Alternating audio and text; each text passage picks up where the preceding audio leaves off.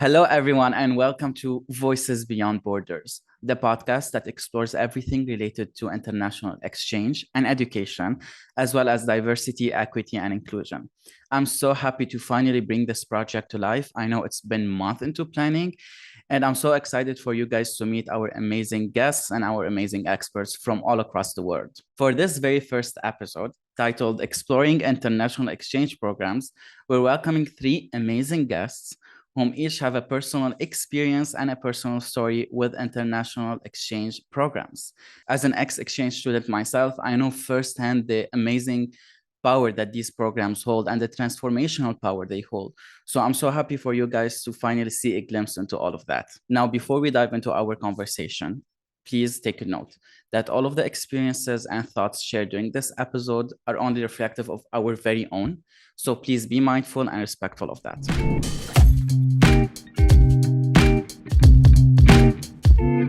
So we have with us today Lynn Ayoub.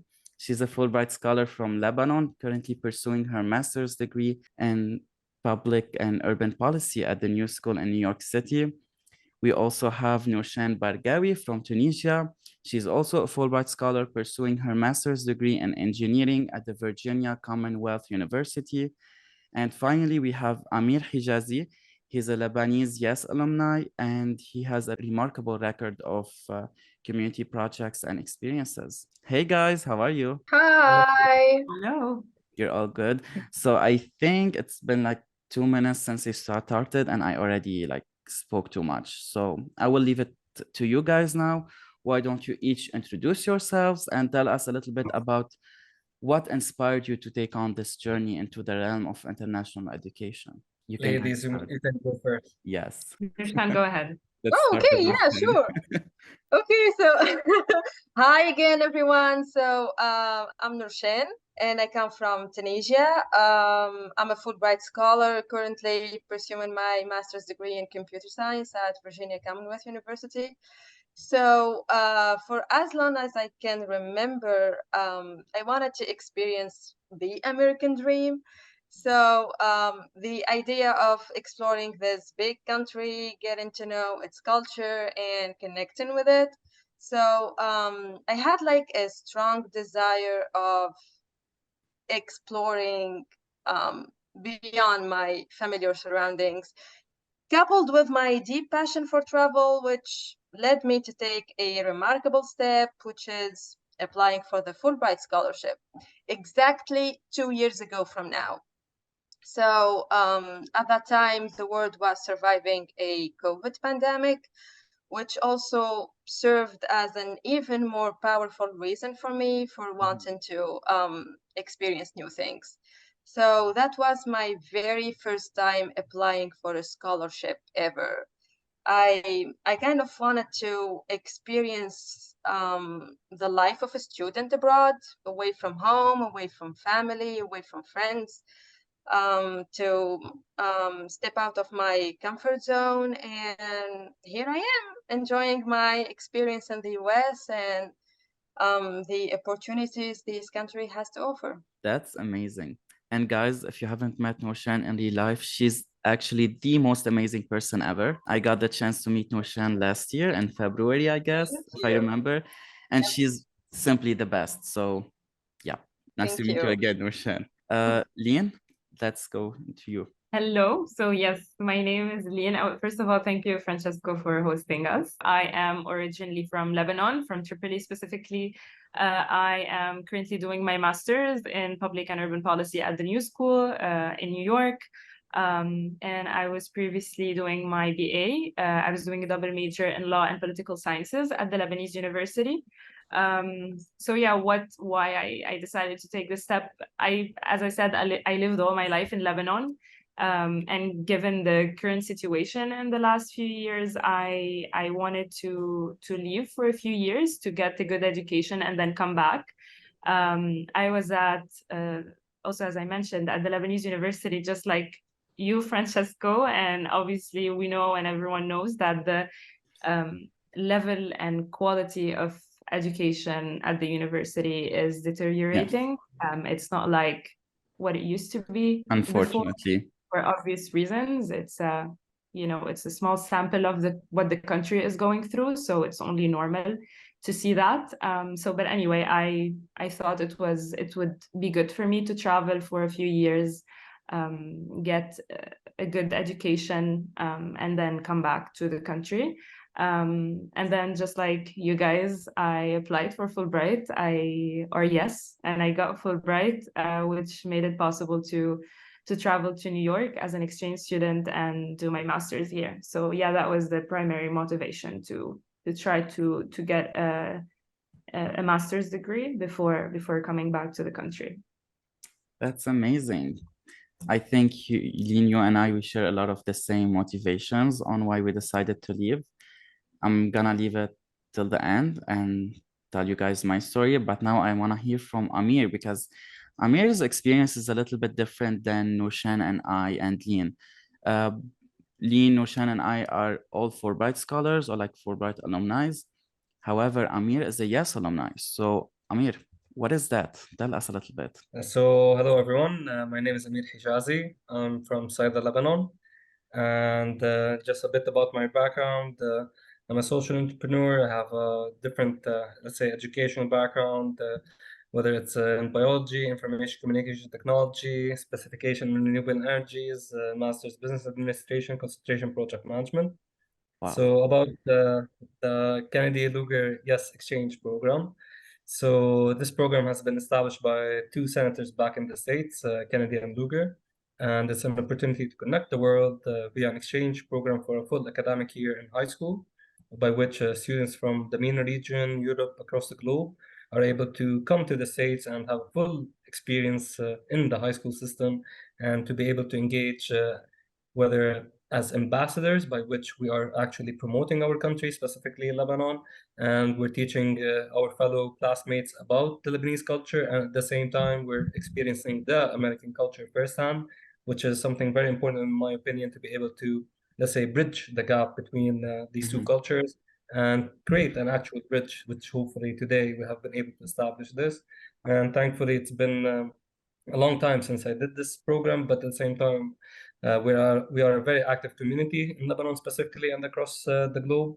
And I had the chance to become the S Alumni Chapter President in 2019.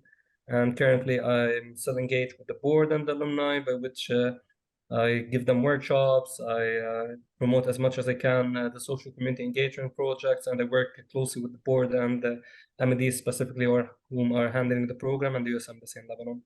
Thank you so much, Amir. That's amazing. I know I myself have heard of the YES program, but I didn't know exactly what it was. So I think this is very beneficial for not just us, but everyone who's listening or like viewing this video today. So yeah, thank you for that. My experience is a little bit similar to Lin. Actually, Lin and I come from the very same cohort of Lebanese Fulbrighters. So yeah, I did my master's degree at Montana State University. I majored in innovation and management, and I just graduated a few months ago. And without any exaggeration, guys, this entire exchange program has been the most transformative and I think pivotal experience of my life. It didn't just change me on a personal level, but just as a professional, just as an individual in this world, it made me a completely different person. And I think we'll delve into that even more later on in the episode. But I think you guys can all agree with me that any exchange program, either if it's for personal or educational use, has an amazing effect on our lives and just the way how we go into about our day-to-day life in the world and like our interactions with people. It's something priceless, I guess. Do you guys agree on that? Definitely. 100%. Awesome. Okay, so now as we delve more into your experiences, I want to hear from each of you, what were your motivations when selecting a certain type of an exchange program? Why did you choose YES? Why did you guys choose Fulbright? And why USA? Between all the other countries in the world, why did you choose USA? And if I can jump right into this, honestly, and I think some of the guests already mentioned this. I think it has to do with the American dream, basically. Mhm. When we were young, we were always exposed, whether through movies, series, books, we always learn about the United States and the ability to go to the land of opportunities and change your life in a sense. For me, the actual motivation besides that was a good friend of mine. He was actually part of the S program, S01, the first from one of the first cohorts actually. And he actually went on this journey. And when he came back, he's like, Amir, you shouldn't miss this for the world. So I just jumped on the opportunity, and we took a leap of faith, and because, as you know, back then, as young people going to the States, it was a bit, let's say, scary, or just going into no man's land and not actually knowing what we're gonna run into. But truly, it was one of the most memorable experiences I've had in my life, and it helped me actually become whom I am today. So I would definitely recommend it for everyone to take such an opportunity, whether to YES, MAPI, Fulbright, and all the exchange programs available. Thank you, Amir. That's actually amazing to hear. Even though back, I think 2009, you said, as you said, like you were a young kid, it's a new completely experience in a land you've never been to before, but you took that risk because you know later on in the road or like in your future, this will come back and benefit you. Hello everyone, I just want to take a minute to thank our sponsors, Sabal Public Library, for giving us this amazing space that we're using for the entire season. Thank you so much. So, Lean, what about you? What were your motivations?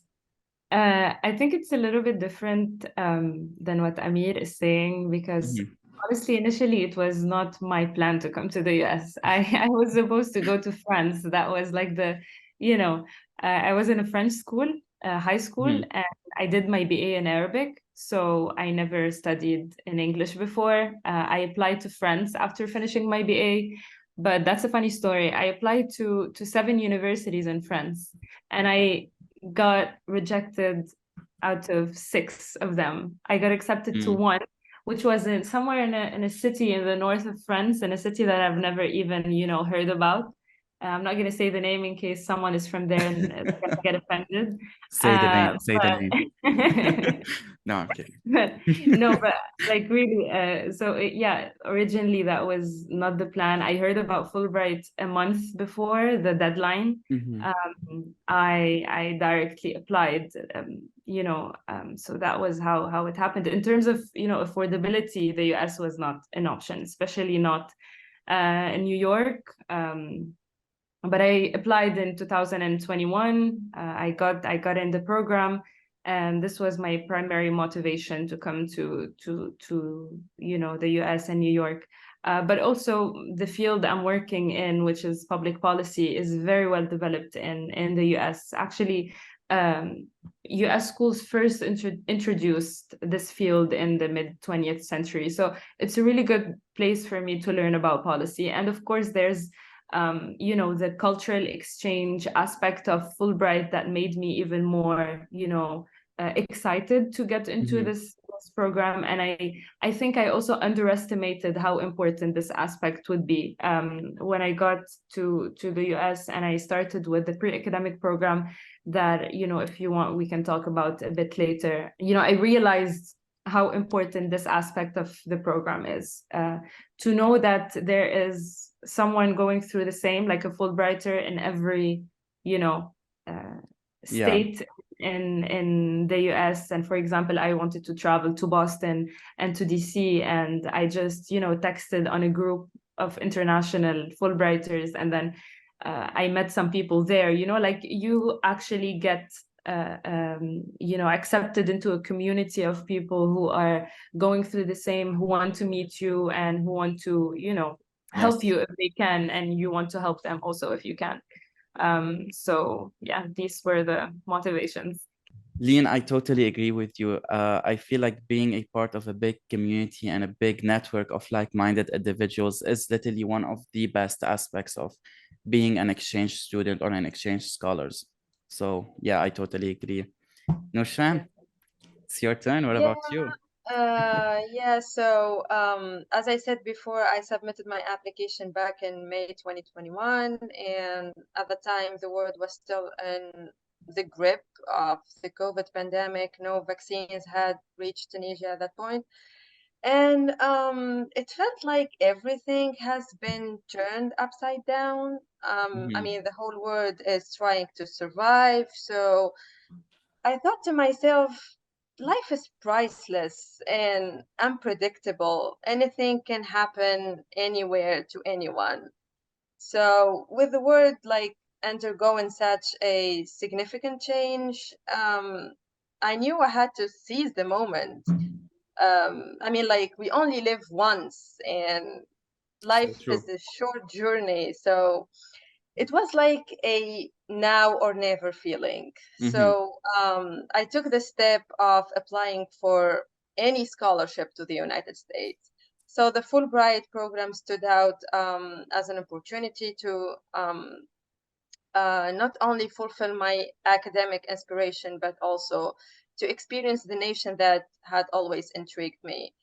And I chose computer science because I have a bachelor degree in industrial engineering, and I wanted to like combine knowledge between industrial and software engineering. So here we are.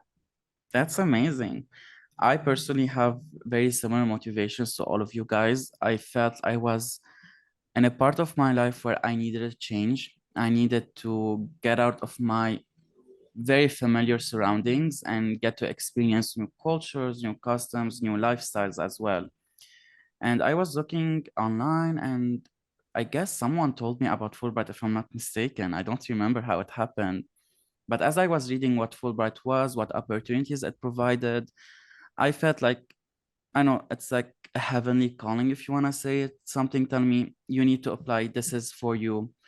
And just as Lean said, what literally sold it for me was being a part of this big community of like-minded individuals. Like, literally, if you go into the list of ex-Fulbrighters or like Fulbright alumni, you can see like big stars, presidents, astronauts, scientists, artists, people from every industry. And me, just someone who comes from a very, very small town in Lebanon, in the northern Lebanon called Sabal, I felt like if I get the chance to be among the great, then why not take that chance? And I just applied, and the rest is history, I guess.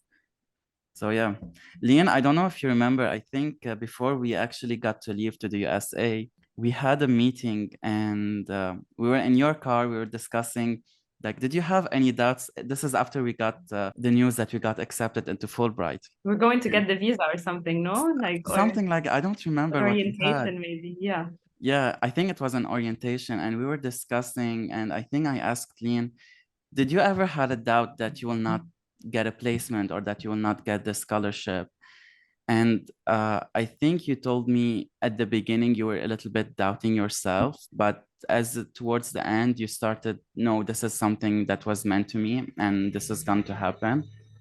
And in return, you asked me the same question, and I told you, literally the minute I opened my application, I knew I was going to get the scholarship. I Oh, don't know wow. I don't know what it was, but I had this deep feeling that this scholarship was mine, and I wasn't going to take a no for answer. And yeah, again, the rest is Yeah, history. I remember I told you, like, I wish, I could have a little bit of that confidence, but no, like, Yeah.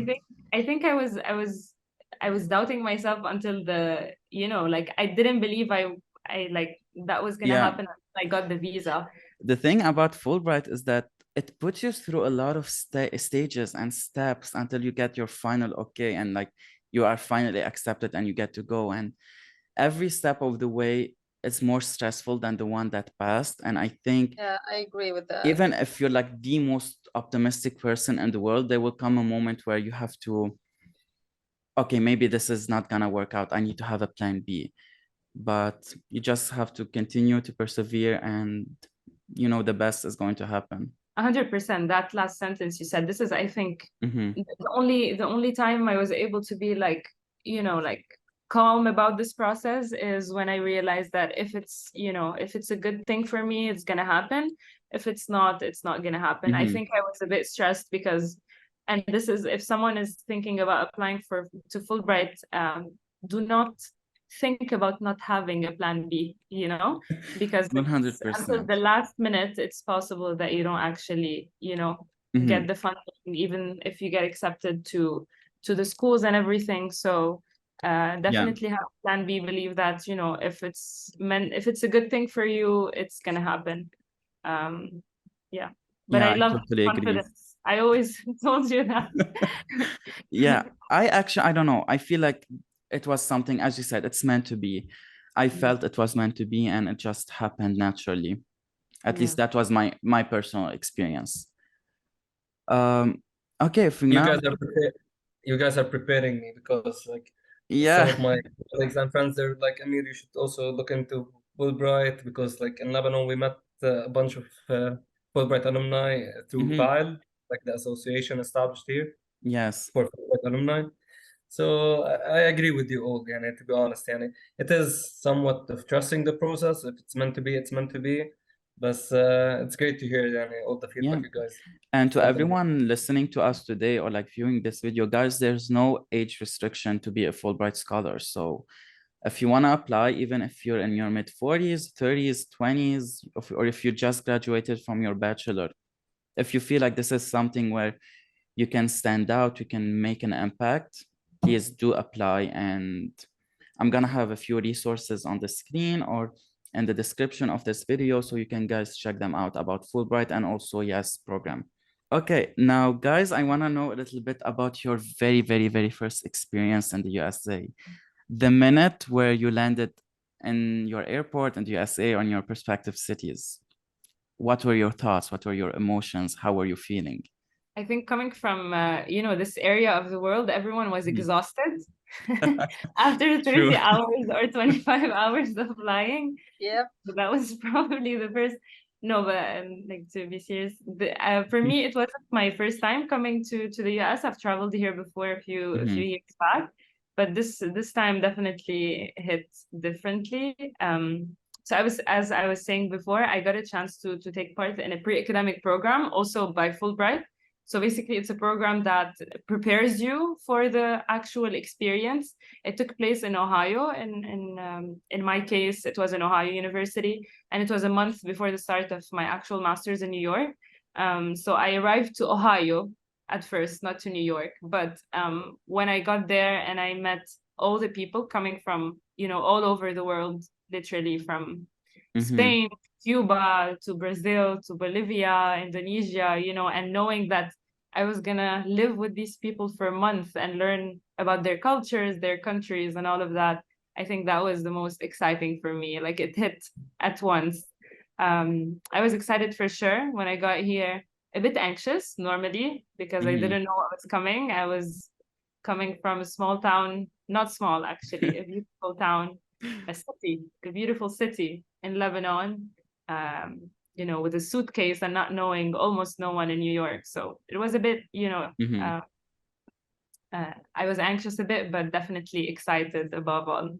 That's, yeah, I guess each one of us here shared your sentiments exactly. Being anxious, going into a place which, well, even if you have been to the USA, it's a completely different experience going into a place where you knew no one, you knew nothing, and you just had to make it on your own. It's scary, but I think the end result is very rewarding. For sure. And also, it's good to know that there's support, you know, and Fulbright is the support, you know. Yes. So it was, if we needed something, we needed advice, we needed help with something technical, bureaucratic, or anything, you know, that there's an organization out there who's here to help you. So that made the process definitely easier. And Aline, I think where you and I can come here, like have a more shared experience, is aside from having Fulbright as an organization or Amidist as an organization that was supporting us throughout this journey, our cohort actually had a WhatsApp group. What we used to do is every time someone went to the airport, like, guys, don't do this, don't buy a ticket from here, don't take a taxi, get an Uber, don't eat the ice cream from this place, get it from that place. It's like everyone who was going to the US for the first time, we were sharing our experience on our WhatsApp group. if I made a mistake, I didn't want like my friends to do the same mistake. So I was telling them, hey, this is an advice, don't do this. And actually, this WhatsApp group is still active to this day. We talk basically on a daily basis, if not on a weekly basis, sharing experiences, what we learned, how can we do this, and especially during, okay, guys, I don't know if Amir, if you had to do this during tax season. It was the most Everyone stressful was period lost. of my life. I remember Lean and I and other Fulbrighters, we got on a Zoom call and we went through the application question by question together because like we didn't know what to do, although we had guidance from Fulbright, but we still were very lost. We didn't know what to do. So yeah, having this support system is 100%. literally amazing. Amir, what about you? When you first landed in the USA, how was that entire experience? So starting from the landing point, so just to mention our cohort back then and still to date has been the biggest cohort across the YES program. So we were 42 individuals traveling from Wow. Lebanon. So in a sense, we were our own support group. Besides, of course, having a program coordinator in the state itself, helping us out, reaching out to us, checking up on us. But I think what was unique about the experience, different to what you guys had and having, is that back then, communication was still limited. The internet wasn't as booming as today. We had Skype back then for video calls, and it was still limited. You can barely have limited conversations on Skype. WhatsApp did not exist. We were still on MSN Messenger, and Facebook wasn't the thing. We were actually using MySpace. And to be honest, I think that was the true, let's say, unique, the true unique thing about the experience, because truly being disconnected. And I was very, and I recall when we first arrived, and okay, the second I jumped out of the plane, my mind was going, okay, this is gonna get real. This is it. Let's head into this. And throughout the entirety of the exchange year, and truly being able to disconnect. And I barely had contact with my family back home in Lebanon, with my friends. Yes, I was still in contact with my alumni friends in the States at that time, but that actually made the experience worthwhile and memorable. And given that we were only, and truly we're enjoying every moment as it comes. And that was unique about it, to be honest. I love it. Nurshan, what about you? How was your experience? Yeah, so yeah, I remember that day very well. It was August 16th at 1 a.m. in the morning. And like Wow. Lean said, it was an exhausting trip, like 18 hours with layover. Yeah. And I was in Washington, D.C., and as I stepped into the airport, a wave of emotion washed over me. I mean, it wasn't like my first time in a new country, but the United States held like unique significance. So at that moment, I started thinking, how did I get here? I mean, how am I gonna fit within these people? And yeah, countless questions came through my mind, but in the end, I just decided to enjoy every step of this journey and taking it one step at a time and embracing the experience without overwhelming myself. Exactly. I feel like what you said, taking it one step at a time, is actually what we can do in these situations. Learning new cultures, living new lifestyles, everything is literally can be extremely overwhelming.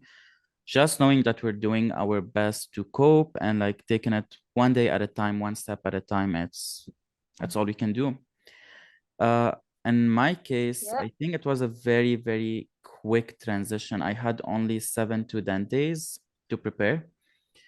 And I'm not kidding, guys. This is actually what happened.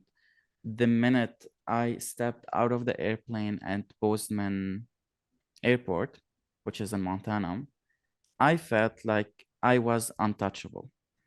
I literally not kidding. I felt I was invincible. I felt this is a place where I can make my mark, where I can be whoever I want to be, where I can do whatever I want, where I can make the most impact I can make.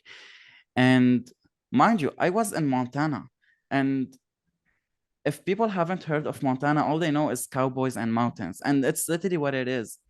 Montana is literally, which is just for reference, guys, I'm going to have it on the screen.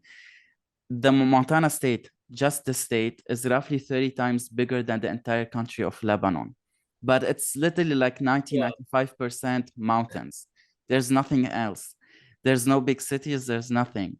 But to me, it was home. Literally from the very first second I stepped out of that airplane, Montana became my home. And to this day, I feel it's home.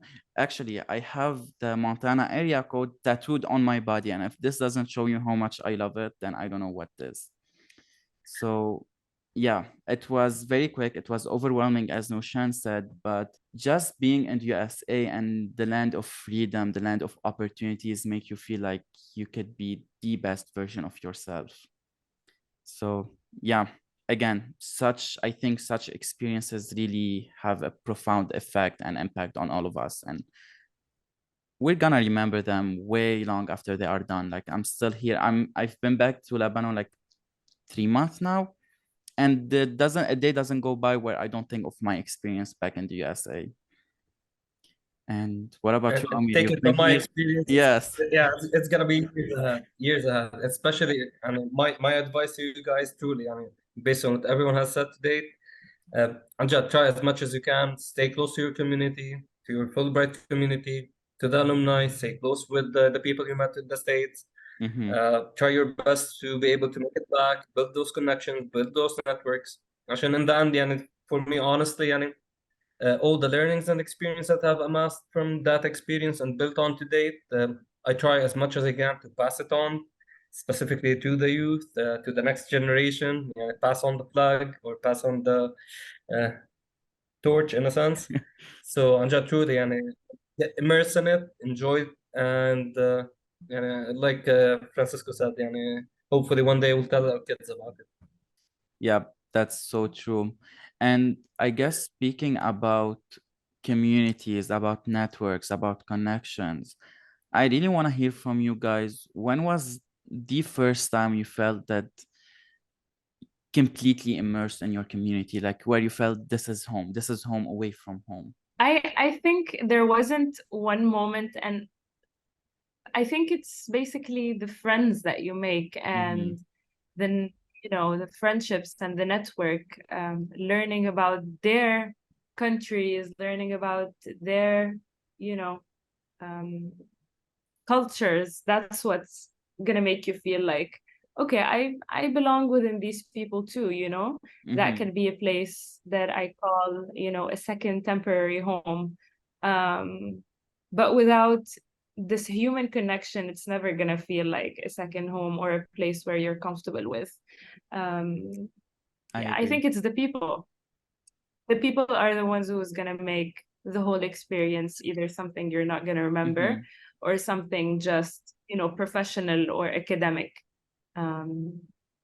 Yes. And I'm glad to hear that you felt the same, Francesco, about when you arrived to Montana. I felt that in New York too. I totally agree, Lynn. And if I were to reflect on my own experience back in Montana, what I remember or what I think I like made the most impact on me is, again, the connections and the friendships that I built. Which I shouldn't say this, I don't remember a lot of my courses and the professional aspect of it, which was the whole purpose of why I left my country to go to the US. But literally what I remember is these tiny, maybe insignificant moments that we shared with my friends and my colleagues and my connections. Those, I feel, what made this entire experience worthwhile. Nurshand, what do you think? Is this what make our experience? Yes, well, yeah, well, for me, there is one special moment that I remember. I think it was Thanksgiving of last year. It was my first Thanksgiving ever, and it really turned out to be a special one. So I remember as like the campus cleared out with everyone like heading home to celebrate with their families. Some of us international students stayed behind. So luckily, the university decided to match us with a host family for Thanksgiving. So that was my very first time inside an American home and like eating homemade food. And I mean, it was amazing. I mean, we talked about everything, sports, music, traveling. They asked me about my country, my culture, and they were like very curious about where I come from. So it was an evening of connection and sharing. I mean, a true cross-culture exchange. That day, I felt more than just a visitor in this country. I felt like a member of their family, a part of their world. So, I mean, yeah, it was amazing. This experience marked me by reshaping my perspective and I think by highlighting the power of a human connection. That's so Yeah, I true. really enjoyed it. I truly believe that. Francesco, Yeah. Oh, sorry. No, tell me. No, I was just gonna say that I want to change my answer. Can I? Well, let's say, can we change our answers? Yes, you can. I'm not kidding if you want to change it. Okay.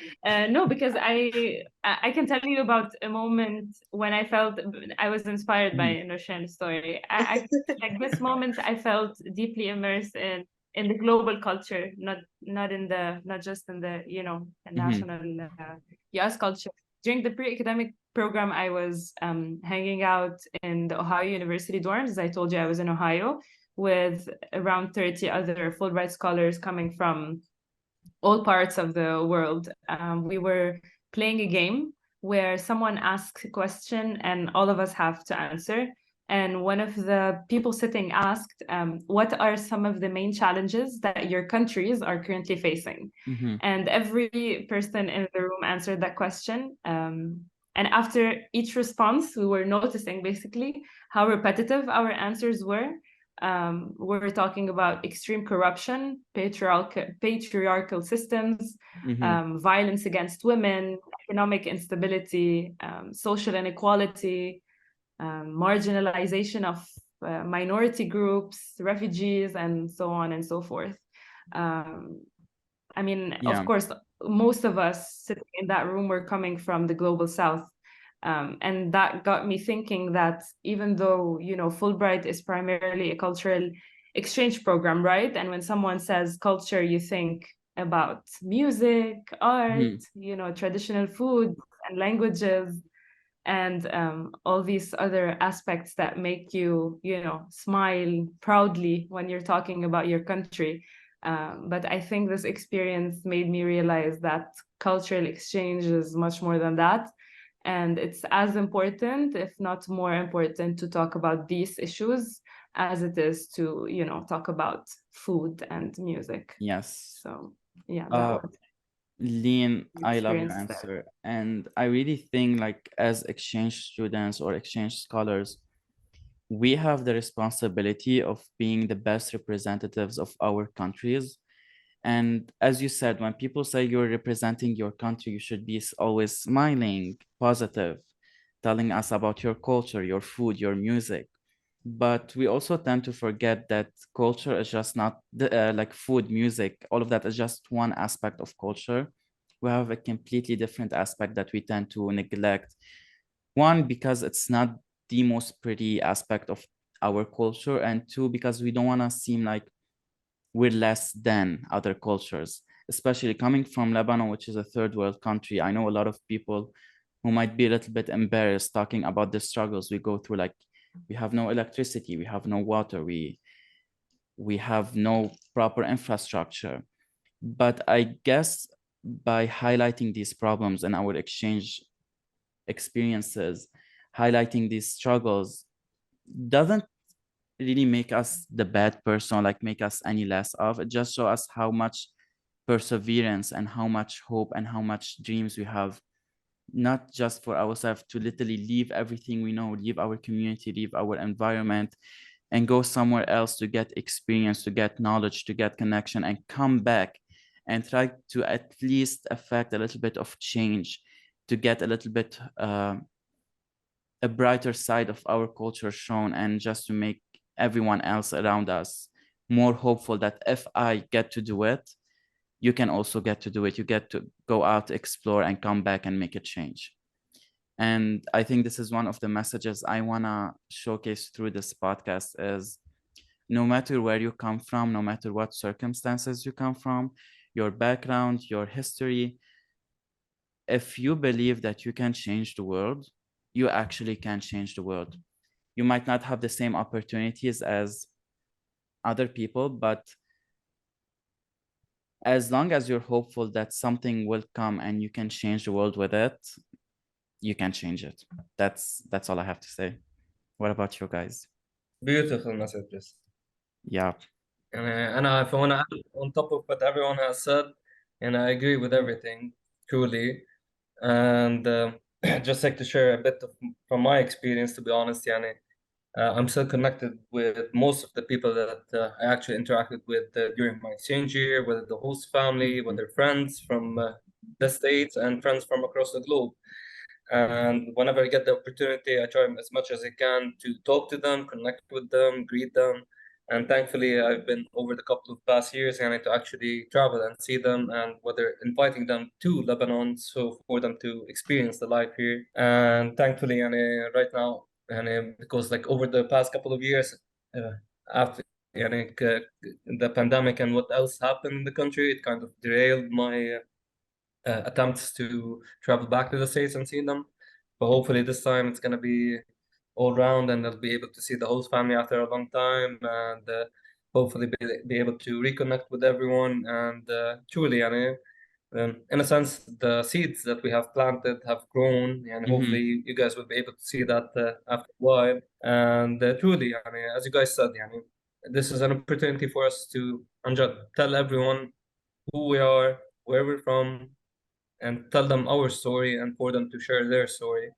And hopefully this is, in my opinion, something very important to be able to bring the world together. And besides what you guys mentioned, yes, of course, maybe the system, and I'm going to say this out and outright, and basically this is my opinion, the system or the systems everywhere in every country, whether it's a first world country, third world country, it is corrupt, does not basically, in a sense, reflect our ambitions, our visions. That's why it's very important for me and for us to be able to take these learnings and connect as much as we can with like-minded people, to build our own networks, to come together, and hopefully one day we'll have at least a community that looks like us, thinks like us, and is ambitious and has the same vision as us. And I truly believe we can get there one step at a time. I love that. And I have to agree with every single word you just said. Guys, I think this take us to literally the most important question I have on my list here.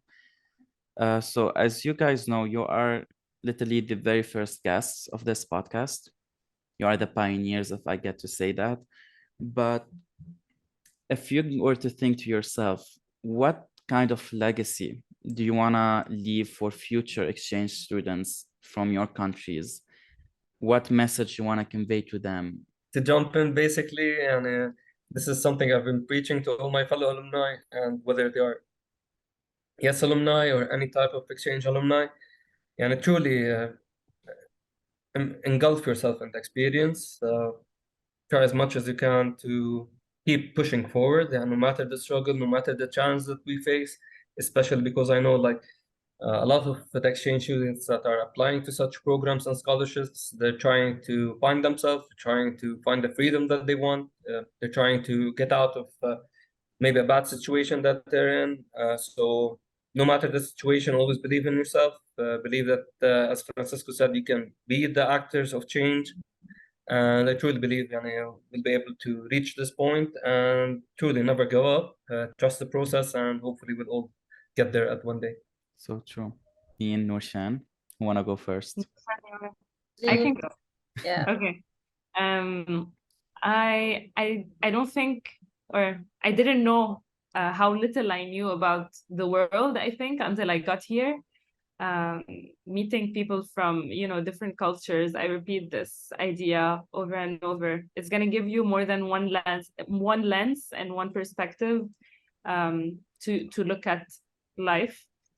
For me, it was the best decision I ever did. And I hope that everyone who wants to to take this chance, or who wants to, you know, do the same will have a chance to do it.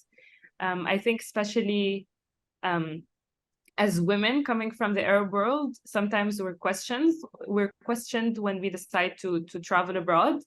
I remember after I got the scholarship, someone came up to my dad and told him, "How are you letting your daughter go to New York alone?"